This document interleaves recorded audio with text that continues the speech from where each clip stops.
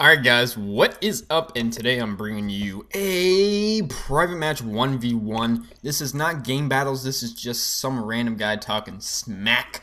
And this was actually from a combat training gameplay.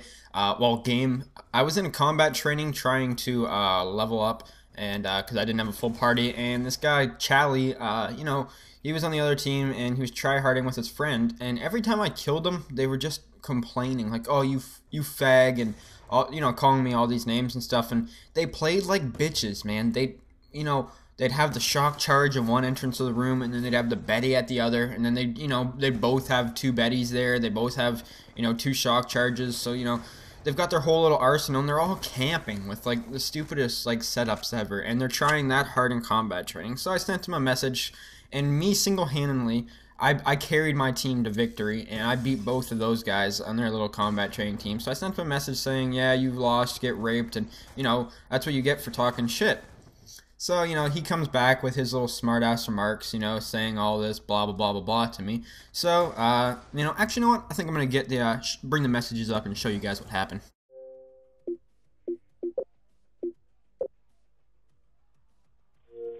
Where's your mic, you fucking faggot? Quit sending me fucking text messages. So you guys can see what, he didn't really have the nicest things to say. Plus, if you guys saw a little message saying in my inbox, he did send me a message saying 1v1 me, you fag, or something like that. So anyways, I've recently just started getting the GB 1v1, so I thought, here's some practice. So this guy really wasn't the greatest player. He wasn't horrible. His KD was like a 1.5 or something like that, but he was still a pretty big tryhard. He played like a bitch, man. He played like he would have had like a 5 KD, but he didn't. So anyways, this was pretty much just the outcome. This right here is the game, the 1v1 of me and him accepting his challenge. See, he did something. He actually cheated in this game. And you're going to be like, how did he cheat? We did radar, and I put it on so like you could see where he was, so no one would be camping in corners and stuff, because I knew how he liked to play.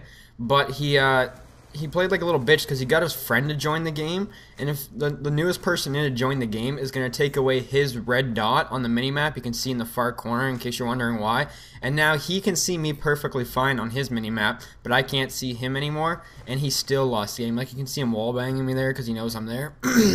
So, he still lost, and, he was a sore loser. I'll show you guys the messages that he said after the game, but this is pretty much why I'm a bit of a hater. I was kind of hating on this guy just because of the way he was, and I want to talk to you guys pretty much about why I'm a hater. And now you guys are gonna be like, what do you mean you're a hater? Like, I don't actually hate on people. I'm actually a pretty nice person in general. I can be a bit of I can be a bit rude sometimes over Xbox or in real life. It's just the way I am sometimes, but for the most part I try and be nice and reasonable. Especially since my job that I'm going for in a couple months, it requires me to be understanding and reasonable and kind of a kind person. So, what I mean by as I'm a hater is that I hate on people that, say they're really good at the game and they don't play to win. Now, what I mean by that is that, you get these people that try hard really bad, and they have high KDs and stuff like that, but it's not hard to have a high KD as if you don't play objective. Like, people like this, when I played against this guy and I looked at his recent games, he was playing a couple games of domination, and all he would do was just sit in a corner and ignore the dom flags, and he'd be getting triple capped the whole game, and he'd sit there just trying to get a high KD. That's not impressive by any standards. I don't find that, you're a good player. And that's why I don't think KD really represents skill in a whole lot of ways. Now, people say score per minute. No, score per minute does not mean skill whatsoever. People that think high score per minute proves that you're a good player, that does not mean you're a good player whatsoever. I've got a friend with like a 1.2 KD and a negative win-loss with a high score per minute just because he plays kill confirmed and, steals all his teammates' tags. That doesn't mean, that you're good. What I pretty much represent skill based upon is win-loss ratio. Now, people are going to be like, oh, I don't play in full parties all the time, Chris. I play solo, My teammates suck. I completely understand that. If you play solo, people are going to be like, oh, well, since I can't care about my win-loss because I always play solo, I might as well just care about my KD, and that can represent my skill level. See, it doesn't work that way because, once again, I don't think that KD means a whole lot. Of course, I think someone with a 2 KD is probably more skilled than a person with maybe like a 1.10 KD, but that's just the way it is.